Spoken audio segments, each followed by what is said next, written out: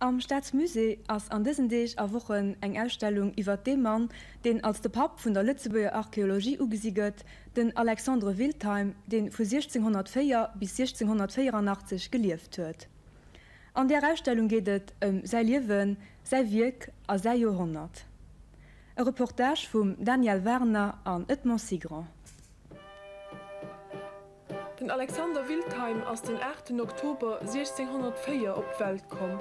Dat Joer wéi de Pierre Ernest de Mansfeld Gouverneur vu Lützeburg gestorwen ass. Deselvichte Mansfeld hat as engem Schloss a Klausen, wat haut verschwonnen ass, allméiglech Skulpturen, Gehaarsteng an aner Iwerrechter aus der Riemerzeit gesammelt. An dem Alexander sei Pap, de Privatsekretär war vom Gouverneur, huet senge Jungen sicher oft vun dieser Sammlung geschwert. Dem Wildheim sei Jahrhundert, dat heißt dat 17, hat die gruselichst Krische, Hungersnöd a Pestepidemien iwwer deis Gegende brucht.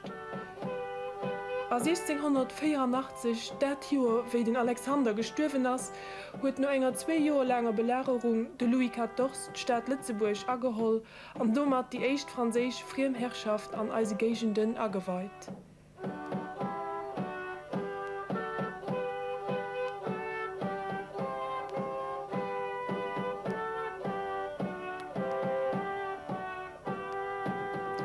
Wat vu Maréchal de Créqui as engen Truppen zersteiert giwer, ass Dënno tëcht 1684 a 1697 gréestendeels vum Vauban ërëm opgebaut ginn.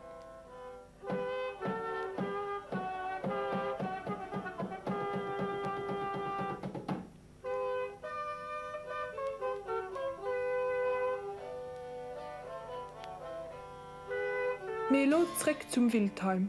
Hin ass an diesem Haus vis-à-vis vun der heutiger Chambre Kreut Märkt geboren.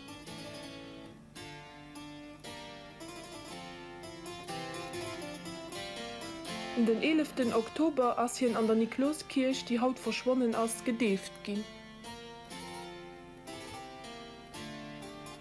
Den Alexander Wildheim stammt aus enger grösser bedeutender Familie, die 1627 den Adelstitel krut, a vun der viel wichtig Positionen am Conseil Provincial, der derzeitig höchster administrativer, juristischer a religiöser Instanz am Duché hatten.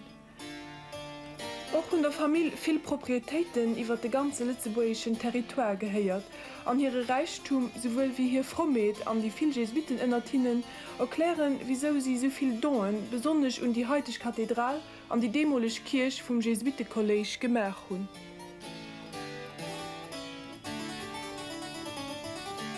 So des Monstranz aus vergoldetem Silber,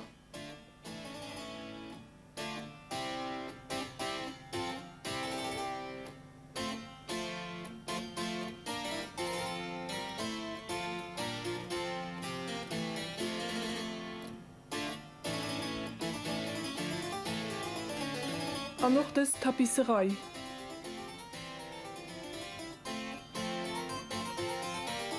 He soll den hellegen Ignatius vu Loyola dem Alexander Wildheim seng Zich droen, wer dawer net bewiesen ass.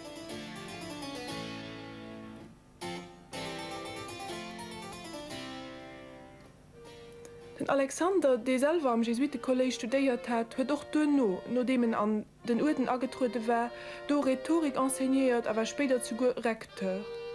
Sei ganz Liewen huet hien sich och fir de Kult vun der Mutter Gottes agesat. Lang Joren waren Direktor vun der Chapelle Notre Dame, die an der Zeit Glassi stung, an Hai an enger Maquette an ihrem Zustand 1640 ze gesinn ass.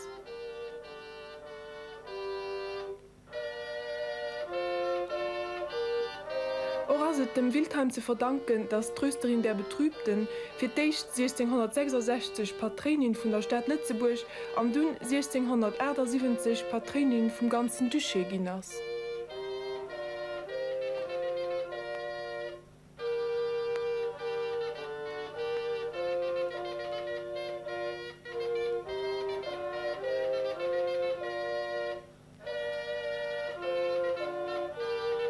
Schon e Viergeschmerch vom Archäolog Wildheim, eng Zeichnung vom Schloss vu Lützeburg wéet vum Vauban senger Zeit heutische Bockfields a Ruine loch.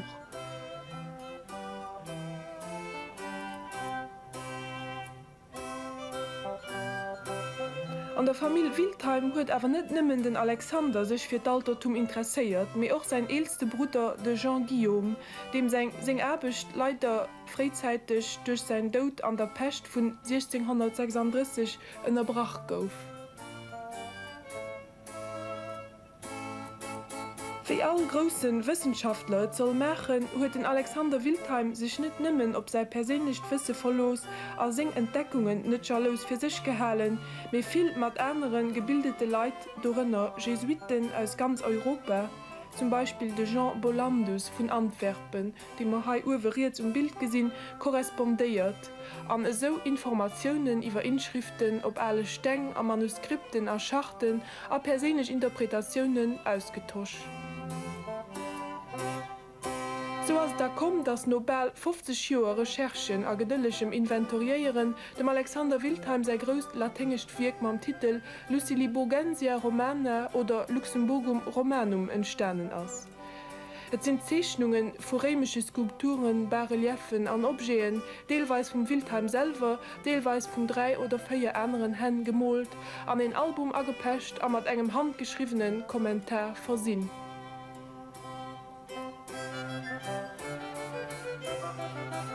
Karte sind am Buch, wie das die Lützeburg an der Römerzeit weist.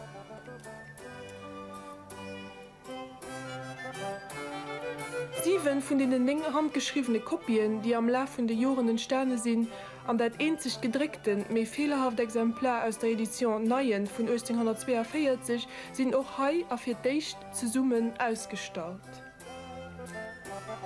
Die Wichtigkeit vom Wildheim seinem Werk besteht daran, dass die meisten von ihm beschriebenen römischen Überreste an Inskriptionen heute verloren sind. Mit die wie das Stein mit skulptiertem Relief aus den ersten Jahrhunderten nach Christus stammen, größtenteils zu Grabmonumenten gehört haben, weisen als wie genau den Zeichner aus dem 17. Jahrhundert geschafft hat, und wie 3 Motive herumgehen hat.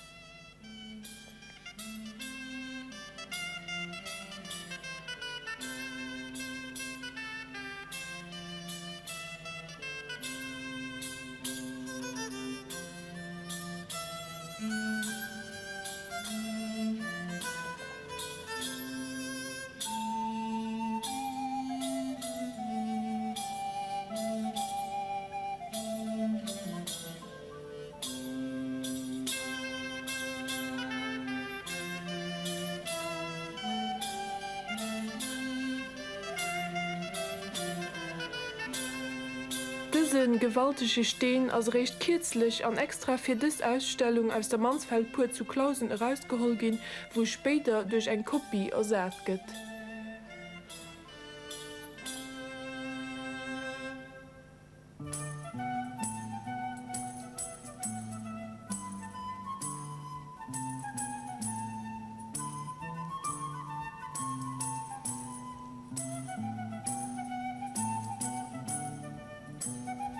Auch speziell für diese Ausstellung an zu Ehren vom Alexander Wildheim haben de Jean Krier und de Raymond Weiler eine Medaille rausgegeben. Maquette ist vom Yvette Gastauer Claire.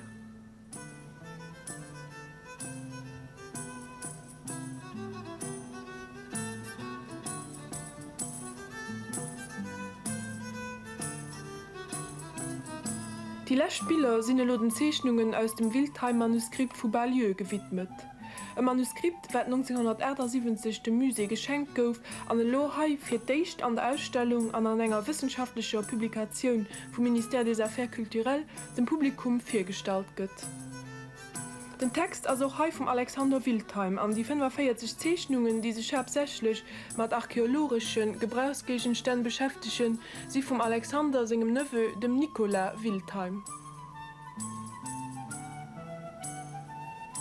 Ein letzter Blick auf verschiedene römische Objekte aus der Museesänger Kollektion, sondern als vor allem die Wichtigkeit und auch die nach aktuell Gültigkeit vom Alexander Wildheim singen Erbechten hervorheben, mir auch darauf hinweisen, dass diese Ausstellung nicht nur für die Spezialisten und die gelehrten Amateuren von allen Dokumenten gedurcht ist.